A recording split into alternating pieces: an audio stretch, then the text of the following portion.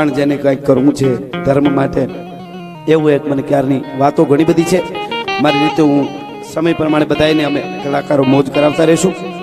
આપ બધા બેઠા છો, પણ મને એક બહુ સરસ ફરમાઈશ આવી છે. પાત્રની જે વાત છે, હું અને તમે સ્વર્ગ કેવું હોય આપણે જોયું નથી દાદા. અને સ્વર્ગ આમ કરો તો મળે, આમ કરો તો એ બધું અઘરું હોય, પણ એટલી ખબર પડે કે આવો ભાગવતનો જ્ઞાન યજ્ઞ ચાલતો હોય, પ્રસાદ લેતા હોય બધાય, આવા કાર્યક્રમો હોય ને આવી રીતે બધા પ્રેમથી મળ્યા હોય માં ખોડિયારના સાનિધ્યમાં, આનાથી સારું સ્વર્ગ ક્યાંય બ્રહ્માંડમાં હોય નહીં, હોય તો આપણે જોતું નથી સાહેબ. સ્વર્ગમાં તો અનિમિત છે, એ તમને ખબર છે ને, અનિમિત છે. ત્યાં મટકા નહીં મારવાના, આમ નામ બેહવાનું, અને અપસરાઓ નાસ્યા કરે ને આપણે આમ જોયા કરવાનું. કેટલાક વર્ષ સુધી તમે જોવો, બોલો થાકી જાય નહીં ને કાંઈ નહીં, બીજું કાંઈ ત્યાં કોઈ ઉત્સવ નથી. તમે કોઈ દી સાંભળ્યું કે રંભાને પેટે ઇન્દ્ર મહારાજ ને ત્યાં દીકરો આવ્યો ને ડાયરો હતો, એવું સાંભળ્યું? ઈ કાંઈ ઉત્સવ નહીં દાદા. હા એ બેઠું જ રહેવાનું, નૃત્ય કેટલાક વર્ષ જોવો. અહીંયા તો આવા ઉત્સવોની મજા.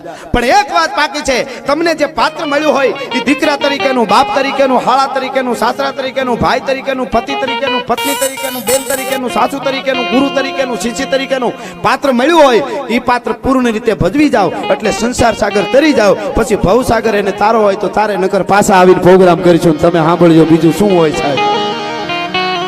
કિંમત પાત્રની છે પૂર્ણ. સોનાનું વાસણ હોય ને, સોનાનું વાસણ એને તળિયે કાણું પડી જાય ને એટલે પાત્રમાંથી નીકળી જાય. ધાતુ તરીકે ભલે કિંમત આવે એને, પાત્રમાંથી નીકળી જાય. પાત્ર જે ભજવી ગયા છે, જે સારું જીવી ગયા છે, આટલા માણસો ભાગવતમાં ભેગા થતા હોય દાદા, ભાગવતનું જ્ઞાન યજ્ઞ ચાલતો હોય સાહેબ, તત્વ વગર કોઈ દી ગળદી ન થાય. આ માં બેઠા છે ને કેવું એવું નહીં, પણ એ કે ધૂણવું નહીં, દોરા ન કરવા, તમારે સાચું કાંઈ થયું હોય દવા લઈ લેવી, પણ માં ખોડિયાર ઉપર ભરોસો રાખવો, એ વાત પાકી છે. આ બહુ મોટી વાત છે સાહેબ. આ દેશ ભરોસાનો દેશ છે. દ્રૌપદીએ 3 અવાજ કર્યા હતા. જ્યાં સુધી હાડીનો છેડો મોઢામાં હતો તો દ્રૌપદીને એમ હતું કે મારી ઇજ્જત હું બચાવી લઈશ, પણ આમ કરીને આમ છેડો નીકળ્યો, હાડીનો મોઢામાંથી છેડો મુકાઈ ગયો, અને આમ એક વળ હજી નીકળે ત્યાં દ્રૌપદી શબ્દો નીકળી ગયા દ્રૌપદીના, હે હરિ હા હરિ હાય હરિ મેં તો ક્યું ન મારી જનની તન મેં, અને રે કનૈયા રખી લેહું લાજ.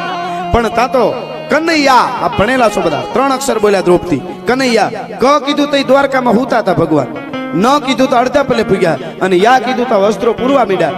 આયો કાન પે કકાર, નીઠ ગોન પે નકાર, જ્યાં યકાર ના ઉચાર્યો તા તો વસ્ત્ર બની ભેટો તો સારી હે કે નારી હે કે નારી બીચ સારી હે કે સારી બીચ નારી હે, તો કે નારી બીચ સારી નહીં, સારી બીચ નારી નહીં હે તો બાકે બનવારી હે. ખુદ ભગવાન હારી બનીને આવી ગયો તો ફલા માણસ. આમ આવે ભરોસો હૈયાના ભાવથી જો કરો હાકલો તો ઢીંગલો ચીથરા તણો ધૂણે, કિત દિલી કિત આગરો.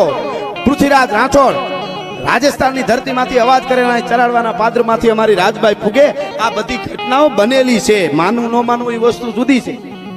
હા, ન્યા કિત દિલી કિત આગરો, કિત સરાડો સપેર હાથ હુણી જે રાજબાઈ આવે હેતા પે, એ અવાજ કરો ને આવી. ભગવાન એવો છે કે તું એકવાર મારા હામો 10 ડગલા હાલ ને તો હું 100 ડગલા હામો હાલવા તૈયાર છું, પણ તું એકવાર હાલી તો જો. હા સાહેબ ચિત અને આપે ઈ તો એને જે આપ્યું છે એની વાત જવા દો. હા, હું બોલું છું એ કૃપા માની જ છે, નકર હું એક ચોપડી ભણેલો નથી દાદા. મારું નેહડું એટલે આખી ગીરમાં મુંડા મુંડું ને કનકાઈ પાસે જે ગયા હોય ને અટાણે ત્યાં જવાય નો દે ફોરેસ્ટ વાળા, એવો કાયદા એટલું ઊંડું છે. એ ઓલામાં નેશનલ પાર્કમાં આવે, ચારે બાજુ મોટા મોટા પહાડો, 12 કિલોમીટર હાલો ત્યારે લાઇટ કે રોડ તમને દેખાય. અહીંયા મારું ગામ છે, ત્યાં હું મોટો થયો છું. 10 વર્ષથી આજે જુનાગઢ આવ્યો હોય ને, હવે એકચ્યુઅલી જુનાગઢ છું.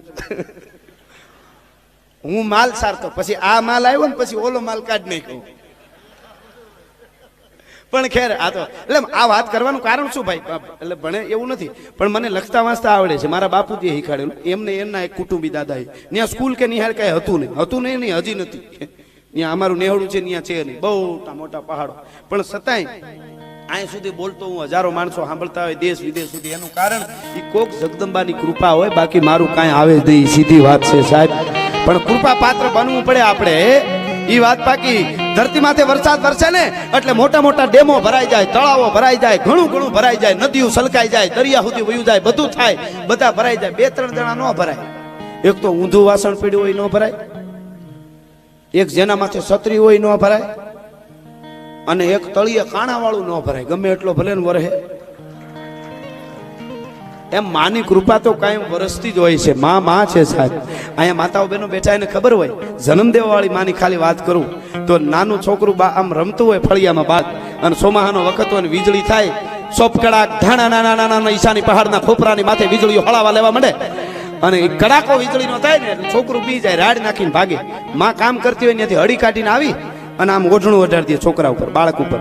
લે બેટા હવે તારી માંથી વીજળી નહીં પડે હો. અને ઓઢણામાંથી વીજળી સામું છોકરું જોતું હોય 5-7 વર્ષનું, વીજળીને કહેતું હોય, વીજળી મારી માથે મારી માનું ઓઢણું છે, તારી તાકાત નથી તું મારી માથે પડી. એક ભલા માણસ જેની માથે માં ખોડિયારના ઓઢણા હોય એને જગતના ચોકમાં પછી કોઈ જરૂર ન હોય બીવાની. એક સર્કસનો ખેલ પૂરો થયો ને તો એક બાજુ પિંજરામાં મદમસ્ત હાથી ઉભો તો, એક બાજુ સિંહ ઉભો તો. બે વાતો કરતા હતા. આ વાતો કરે ને કવિઓ આવા રૂપકો બાંધે છે. બે વાતો કરતા હતા. સિંહે હાથીને પૂછ્યું, હાથી ભાઈ મજામાં? તો કે અરે મને તો મોજ હોય, હું તો ગજરાજ છું. સિંહ તને કેમ છે? વાહ જય હો. સિંહ તને કેમ છે? એટલે સિંહ કે હું તો વનનો રાજા છું. રાજાને મજા ન હોય તો કોને હોય? મારે તો મોજ છે હાવ. એટલે હાથી કે ભલે મોજ હોય, રાજા બાજારી બધી વાતો સાચી, પણ સિંહ હાથી કે છે સિંહ તને મારતા આવડે ને ડણકું દેતા આવડે, બાકી તારું અટાણે કાંઈ આવે નહીં. તું બાકી હાથી કે હું આમ અમદાવાદની બજારમાં હૂંઢ લંબાવી નીકળું ને લોકો મને પગે લાગવા માંડે, કોક શેરડીના સાંઠા આપે ને કોક તો બિસ્કીટના છોકરાઓ પેકેટ આપે, એ હું મારા માવતને દઈ દઉં, શેરડીના સાંઠા હું ખાઈ જાઉં. મને કોક આપે હાવજ, તને કાંઈ ન આવડે, તને મારતા આવડે ખાલી. ઘડીક તો હાવજ સિંહ કાંઈ બોલ્યો નહીં, પણ બહુ મોટી મોટી હાથી કરવા માંડ્યો ને તઈ ધીરે દઈને સિંહે કીધું, હાથી ભાઈ મોટી મોટી રહેવા દે, તું માંગી હે માંગી હે કે નહીં મને આપે, ઊંટ લંબાવું એટલે શેરડી આપે, બિસ્કીટ આપે, કોક શ્રીફળ આપે. અરે નાના છોકરા અમુક ચોકલેટ લઈને દોડે દેવા માટે, મને આપે, તને કોઈ કાંઈ આપે નહીં. સિંહ તેથી હાથીને સિંહે કીધું, હાથી તું માગી હે કારણ કે તારા માથે સવાર છે ને એ ઇન્દ્ર રાજા છે, અને ઇન્દ્ર રાજા દધીચી રુચિ પાહેન કરણની પાહેન ભિક્ષા દેહી કરીને ઉભો રહ્યો છે, એટલે તારે માગવામાં લાંછન નહીં. પણ સિંહ કે મારાથી મગાઈ નહીં, કારણ કે મારા માથે સવાર બેઠી છે ને એ ભગવતી બેઠી છે, માં બેઠી છે. આમકીય બાહની કી છે હાક તુતાળીએ વાગીએ ડમ્મારડા કુળ રીત જાતિ કરી અને ખડજો હાવજ ખાય તો લાજે સિંહણના દૂધડા અને ભવાને ભોઠપ થાય. ભલા માણસ. અને બીજી વાત ઈ, હાથી તું એમ કેતો હોય હું ઊંટ લંબાવું તો મને શેરડી આપે ને ચોકલેટ આપે ને બિસ્કીટ આપે, તારે માગવું પડે. પણ સિંહ કે હું કોક દી ભૂલમાં ગાંધીનગરની કે અમદાવાદની બજારમાં લટાર મારવા નીકળી ગયો ને તો 50 કરોડની હવેલી મૂકીને નીકળી જાય ને, હવેલી પછી મારી હોય. દસ્તાવેજ દેખાડવા ઉભો નો રહે કે આ મારી છે. હાવજા ડાણસી હાકજા હાંભળે પડે વેરી તણા ગાઢ પોછા. ये मानो सिंह पे सटी है वो तो कसू तो करामत है. कोक बेल ऊपर बैठा भगवान, कोक ओला ऊपर ने कोक उंदर ऊपर ना, બધા ભગવાન છે, વંદન છે, પણ સિંહ पे સટી है वो तो कसू तो करामत है. સિંહ ઉપર ભગવતી બેઠી છે, કંઈક તો શક્તિ હશે ને. એવી ભગવતી, એવી માનો. એક ભાવ ગાઈ અને પછી મારે જે પ્રસંગ કેવો છે એ કહીશ. એટલે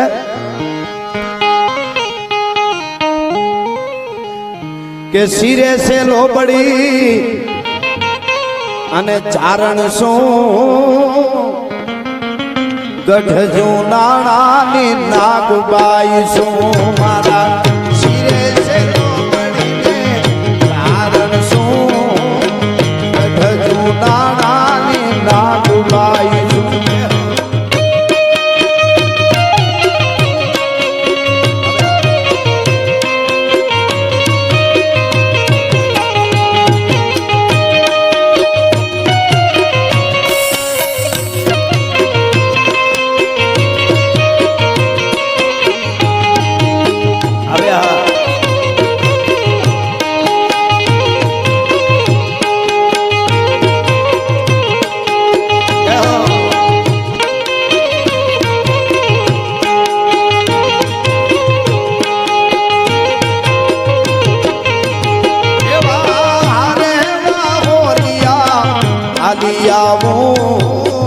મઠડા ગામે જાતી આવું જરા, મઠડા ગામે જાતી આવું મારી આયો હોનબાઈ ને બોલાવતી આવું મારા શિરે સે લોબડી ચારણ શું ગઢ જુનાણાની નાગ